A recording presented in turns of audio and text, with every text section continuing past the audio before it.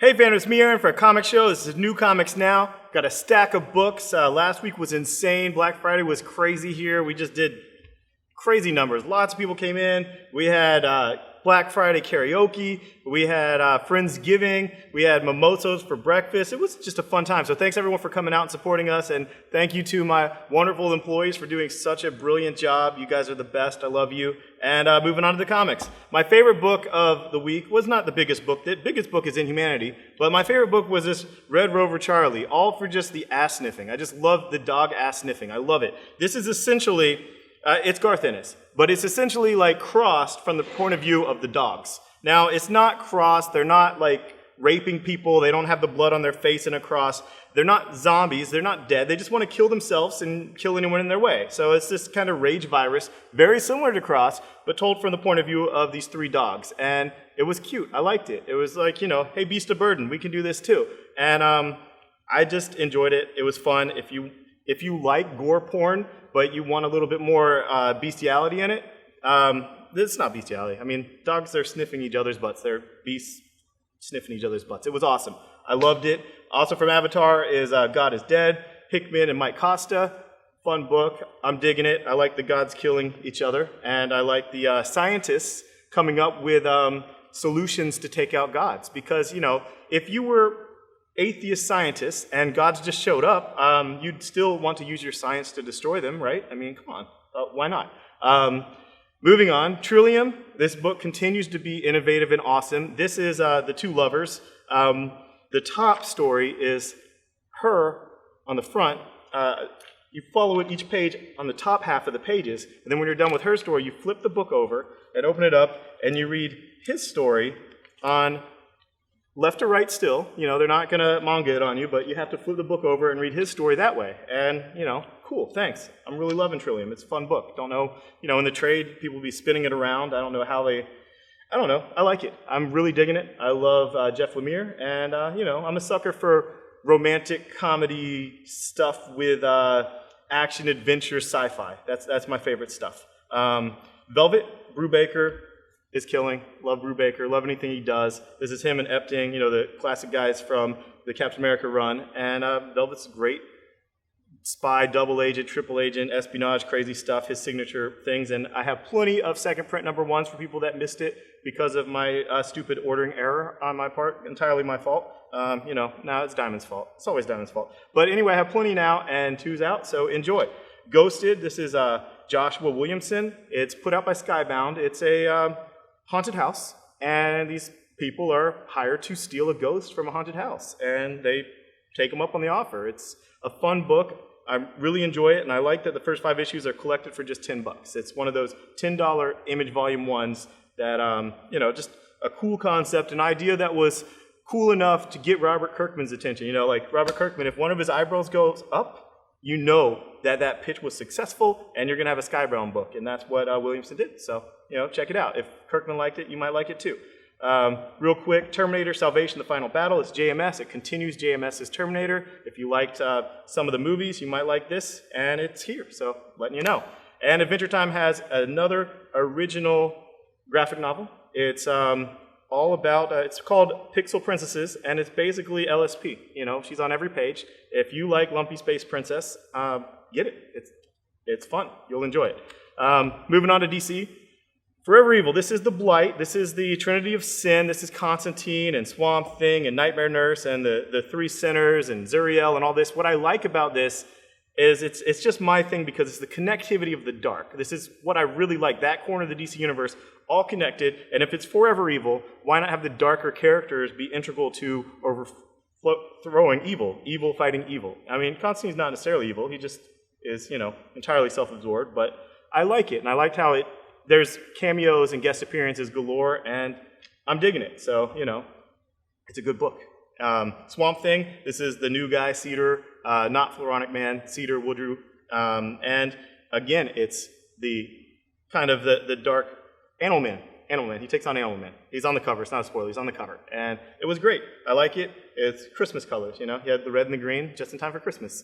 Moving on to Green Lantern. Hal Jordan, he's just an awful leader. He's just awful. He's just terrible, you know? I'm so glad I got Guy Gardner, you know, and we got Kyle off in space. I do like this book. I love the art.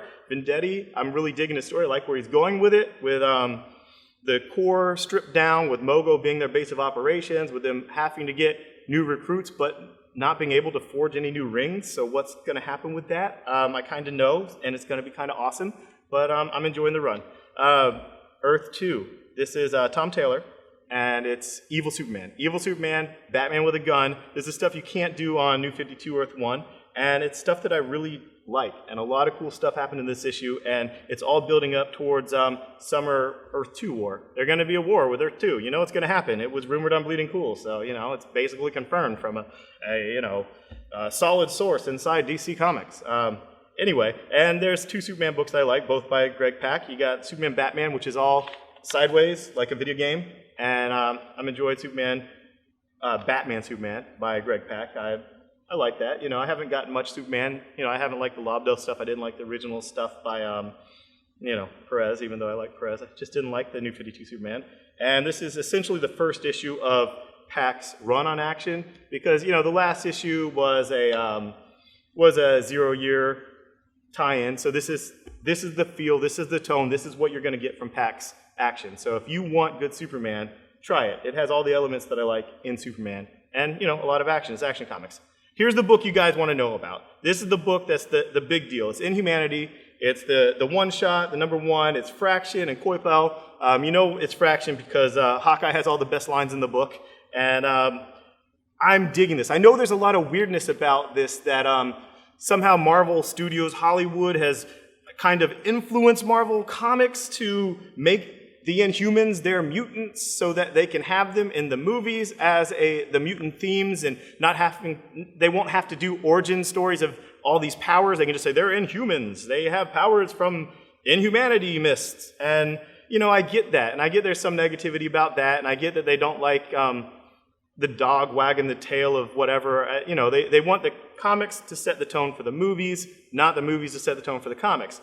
But in Marvel's defense, they've tried to make Inhumans work many times before, even award-winning with the Marvel Knights one that I really liked with Jenkins and Lee, and it just never stuck. The ongoings never stuck. Marvel always tries to do things with these weirder characters that never really took off, like Eternals with Neil Gaiman. They tried to do that, and the ongoing just couldn't hack it, didn't have support. So I like that they're doing something with it. I like that they're making them interesting. I like that it's no longer just this weird little thing on the moon or this weird little floating city with these guys that are all like obsessed with royalty and bowing and kings and kingdoms, and it's just like all that stuff is just like, oh man, you know, I'm American, you know, like I want democracy. I want voting for presidents and stuff, you know. I just don't dig all this kings and bowing stuff. It's weird. And Karnak, I've just never liked Karnak. You know, Hulk has a good line calling him Lightbulb Head. It's funny.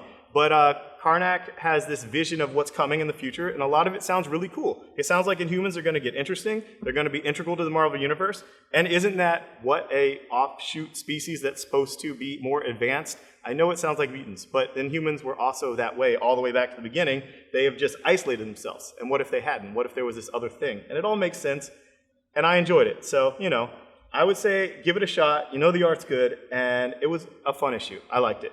Moving on to Guardians of the Galaxy, same artist, Francesco Francavilla, and I love his art. I love everything about his art, and I love this issue. I love Rocket Raccoon. Star-Lord, I don't know why he has to drop these 80s references every other panel.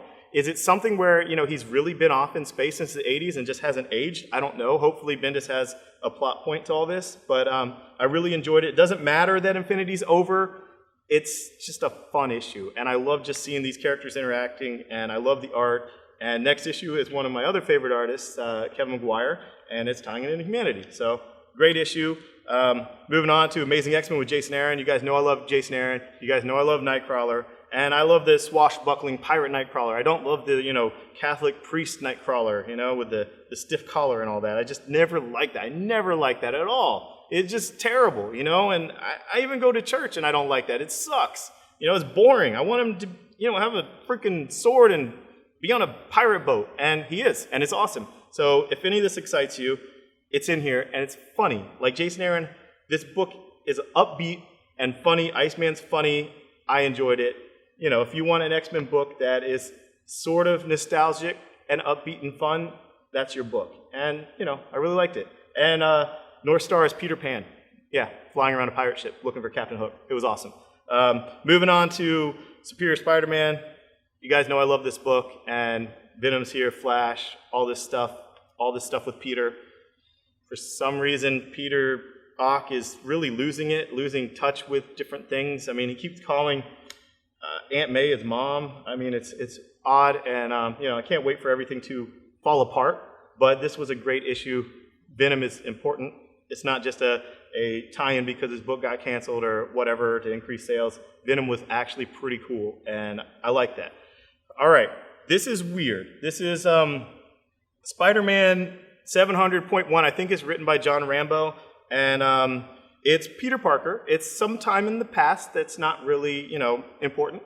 He still works for the Bugle as a photographer, and it's just a really classic Spider-Man story. So if you want your nostalgia kick, you want a Peter Parker story, this is it. And it's, you know, it's what you got. So, you know, give it a shot, see if you like it. And it's only going to be like 5 issues long. Moving on to Cataclysm, Ultimates, The Last Stand, Cataclysm, Galactus. This has to be in the Ultimate Universe. I mean, after reading this issue, it's like, seriously, like all the cards on the table, everything is to a head, nothing is held back. It's just going crazy. And yeah, you know, I'm enjoying it. I like the big old, you know, catastrophe type of big widescreen summer blockbustery Ultimates that, you know, was the original Ultimates. I like that. It's cool. I enjoyed it.